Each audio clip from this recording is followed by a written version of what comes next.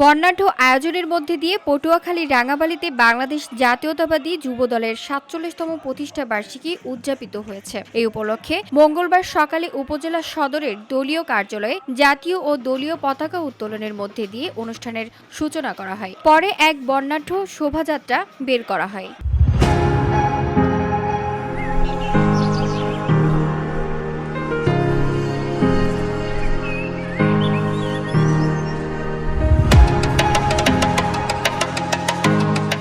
শোভাযাত্রাটি শহরের বিভিন্ন সড়ক প্রদক্ষিণ শেষে উপজেলা বিএনপির কার্যালয়ে গিয়ে শেষ হয়। সেখানে উপজেলা যুবদলের আহ্বায়ক আসাদুজ্জামান অরুণ মীরের সভাপতিত্বে আলোচনা সভা ও দোয়া মাহফিলের আয়োজন করা হয়।